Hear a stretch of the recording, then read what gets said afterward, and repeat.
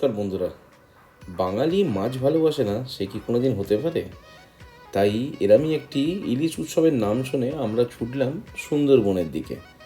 হ্যাঁ, এই আরেক বাঙালি যে কিন্তু মাছ একদমই ভালোবাসে না, শুধু মাংস ছাড়া কিছুই পছন্দ করি না আমি।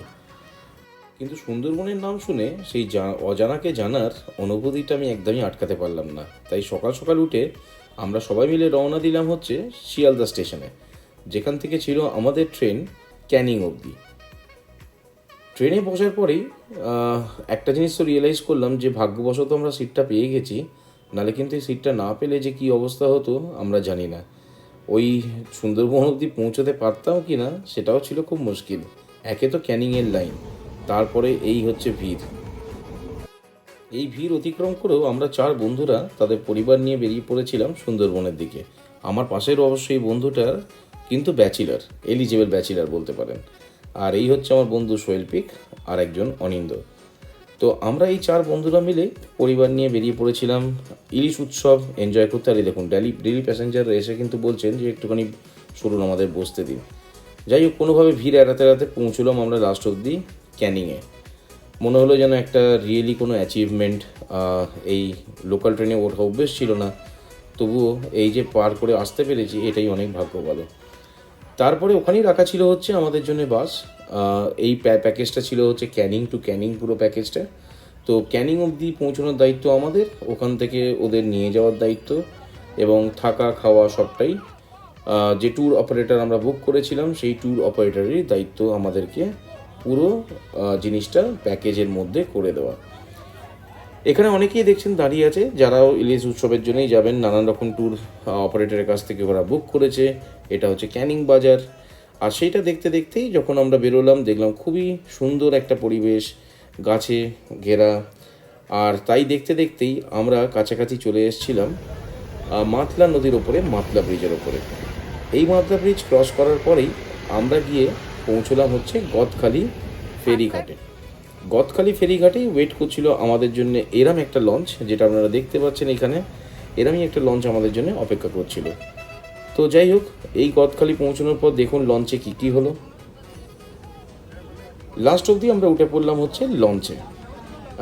এতটা সকাল থেকে যে আমরা ভিড় ঠেলে হাওড়া থেকে এসছি শিয়ালদা হয়ে, তারপরে এই লঞ্চটায় ওঠার পরে অনুভূতিটা কিন্তু খুবই ভালো ছিল। আর কার না ভালো লাগে এই জলের মধ্যে ভেসে সুন্দরভাবে ঘুরে বেড়াতে। আর তার সাথে যখন আপনি জানেন যে একটু পরেই আসতে চলেছে হচ্ছে মাছ ভাজা, মেনুতে ছিল হচ্ছে পুকুরের মাছ ভাজা, তার সাথে চা। আর দেখলাম এসে গেছে হচ্ছে ভেটকি মাছ। এই ভেটকি মাছ ভাজাটা হচ্ছে সব ট্যুরের বোধহয় সব থেকে ভালো মাছ ভাজা খাওয়া আমাদের। ট্যুরের এক্সপিরিয়েন্সটা নিশ্চয়ই আপনাদের সাথে শেয়ার করবো পুরোটাই, তবুও আরম্ভ করি আমি ভেটকি মাছ ভাজা দিয়ে। দেখতে না দেখতেই ভেটকি মাছ ভাজা এসে গেল। ভেটকি মাছ ভাজা ওরা সার্ভ করতে আরম্ভ করে দিল আমাদেরকে লঞ্চের মধ্যে। প্রথমবার আমি এরকম লঞ্চে করে ইলিশ উৎসব দেখতে গেছি সুন্দরবন, প্রথমবার আমার যাওয়া, আমি কোনোদিন এর আগে ঘুরতে যাইনি, তাই এই এক্সাইটমেন্টটা আমি একদমই এড়াতে পারিনি। আমি মাছ খেতে খুব একটা ভালোবাসি না, খুব একটা পছন্দ করি না। ভেটকি মাছ অবভিয়াসলি আমি খাই, কিন্তু ইলিশ মাছটা খাওয়া আমার পক্ষে একটুখানি ডিফিকাল্ট, বিকজ এতটা কাঁটা থাকে, অতটা বেঁচে খাওয়ার মতন এনার্জি আমার একদমই নেই।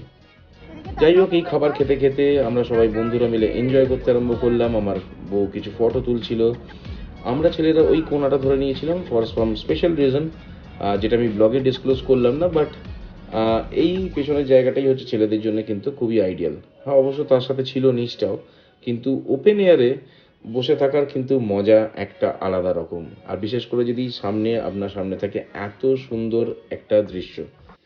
তো এই দৃশ্য দেখে ভাসতে ভাসতে আমরা চললাম আমাদের গন্তব্য, যেটা হচ্ছে আমাদের রিসর্টের দিকে। রিসর্টটা ছিল, আমরা বুক করেছিলাম এসি রুম। তো এক্সপেক্ট করছিলাম কখন আমরা এই এসি রুমে পৌঁছবো। যেতে যেতে হাওয়া লাগলেও ওয়েদারটা ছিল খুবই হিউমেড। তো এই জায়গাতে আমাদের খুবই কষ্টও হচ্ছিল মাঝে মাঝে, কিন্তু এনজয়মেন্টও ছিল মধ্যিখানে। যে হ্যাঁ, আমরা একটা উৎসবে এসেছি, একটা নতুন রকম এক্সপিরিয়েন্স, সেই এক্সপিরিয়েন্সটা নেব বলে আমরা কিন্তু যত রকম গরমই হোক না কেন আমরা কিন্তু সেই এক্সপিরিয়েন্সটা নেব বলে আমরা এখানে শুয়ে বসেছিলাম এবং আমরা খুবই এনজয় করছিলাম।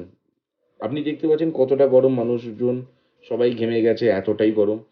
এই দেখতে দেখতে যখন আমরা আস্তে আস্তে করে পার করছি, তখনই আরম্ভ হলো হচ্ছে এই সুন্দর দৃশ্যগুলো, যেখানে আমরা দেখতে পেলাম যে এই নদীর মধ্যিখান থেকে কেটে খাঁড়ি কেটে বেরিয়ে গেছে ভেতর দিকে, আর সেই খাঁড়ির এক পার থেকে আরেক পারে তার দিয়ে মধ্যিখানে ডেঞ্জার করে আঁকা।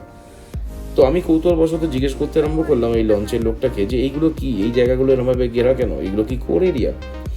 আমরা জানতে পারলাম যে এই জায়গায় কিন্তু আমাদের এন্ট্রি একদমই রেস্ট্রিক্টেড। এই এরিয়াতে আমরা তখনই এন্ট্রি করতে পারবো যদি কোনো রকম কেউ ফটোগ্রাফার হয়, কোনো আলাদা পারমিশন থাকে, তবেই আপনি এই জায়গায় এন্ট্রি করতে পারবেন, না হলে কিন্তু নর্মাল ট্যুরিস্টদের জন্য কিন্তু এখানে এন্ট্রি নেই। আর তার মধ্যেখানেই ফটো তোলার একটুখানি কিছু সুযোগ ছিল। আমার বন্ধু সানগ্লাস পরে নিল, কারণ ও সবসময় সানগ্লাস না পরে ফটো তোলে না। তো ও সেই ফটোগুলোকে ক্যাপচার করবে বলে, ওর নিজের ডিপি বানাবে বলে, ওর নিজের স্ট্যাটাস আপডেট বলে তাড়াতাড়ি করে চশমাটা পরে ও ফটো তুলতে আরম্ভ করলো। আর তার মধ্যেই আমরা দেখতে দেখতে যেতে আরম্ভ করলাম। এইটা প্রথম মনে হচ্ছিল এটা বোধহয় কোর এরিয়া, বাট আমরা জানলাম যে আমরা কিন্তু বাফার এরিয়ার ভেতরে যাব না, শুধু বাফার এরিয়া অবধি হচ্ছে আমাদের অ্যালাওয়েন্স, তার বাইরে নয়। এই দেখুন সেই যে খাঁড়িগুলোর কথা বলছিলাম, এই খাঁড়িগুলো কেটে কেটে মধ্যিখান থেকে বেরিয়ে গেছে, আর জাল দিয়ে আপনি দেখতে পাচ্ছেন এক প্রান্ত থেকে আরেক প্রান্ত কিন্তু পুরো ঘেরা। আপনাদের কিন্তু এখানে অ্যালাউ নেই, আমরা কেউ কিন্তু এখানে এন্টার করতে পারবো না। বাঘ দেখার সম্ভাবনা হলে এই জায়গাতেই যাওয়াটা আমার মনে হয় বেটার, কিন্তু আমার মনে হয় না আমরা বাঘ বলে কিছু দেখতে পাবো, কারণ এই জায়গায় তো ঢোকা অ্যালাউই নেই। সময় হয়ে গেছিল লাঞ্চ সার্ভ করার, আর লাঞ্চে ছিল হচ্ছে বাসমতি চালের ভাত, ডাল, ভাজা, ইলিশ মাছের মাথা দিয়ে পুঁই শাক, সর্ষে ইলিশ, আর তার সাথে দই ইলিশ। আর যেটা বাকিটা ছিল সেটা হচ্ছে চাটনি, পাঁপড়, স্যালাড আর মিষ্টি। তো আপনারা দেখতে পাচ্ছেন এই যে ইলিশ মাছের যেটা সর্ষে ইলিশ করেছে, এবং এরপরই আছে আপনাদের দই ইলিশটা। ভালোই সাইজ ছিল ইলিশ মাছের, আর টেস্টও ভালো। আর তারপরে চলে এলো পাতে আমাদের মিষ্টি, চাটনি, পাঁপড়। এই জায়গাটা দেখে, সাভানা ল্যান্ডটা দেখে আমার খুব আগ্রহ হয়েছিল যে যদি এখানে বাঘ দেখতে পাই, কিন্তু অবভিয়াসলি যদি আমরা বাফার এরিয়ায় ঘুরে বেড়াই তাহলে আর কী করে বা বাঘ দেখি। তো এইটা ছিল হচ্ছে আমাদের রিসর্ট, রয়্যাল বেঙ্গল রিসর্ট। এই রিসর্টটা কিন্তু এই প্রথম বিল্ডিংটা, যেটা মেন বিল্ডিং, এটা ছাড়াও কিন্তু আরও 3টে ব্লক আছে এই বিল্ডিংয়ের। এতে অনেকগুলো রুম আছে, এবং রুমগুলো কিন্তু ওয়েল মেনটেন্ড রুম, প্রতিটা রুমই ওয়েল মেনটেন্ড। কিছু রুম আছে নন এসি, কিছু রুম আছে এসি। আমরা বুক করেছিলাম এসি রুম। আর এইটা ছিল আমাদের লঞ্চ এমবি পরিযায়ী লঞ্চটা করেই আমরা ঘুরেছিলাম পুরো এটা। তো এই সেকেন্ড পার্টটা দেখাবো, সন্ধেবেলা কী হলো, সন্ধেবেলা আমরা এখানে কি আকর্ষণ দেখতে পেলাম, আমরা কিভাবে টাইম স্পেন্ড করলাম, সেগুলো সব দেখতে থাকুন সেকেন্ড পার্টে। আমার ভিডিওটা ভালো লাগলে লাইক করবেন, সাবস্ক্রাইব করবেন, বন্ধুদের সাথে শেয়ার করবেন, আর নিশ্চয়ই করে আপনি কমেন্টে জানাবেন যে ভিডিওটা কিরম লাগলো।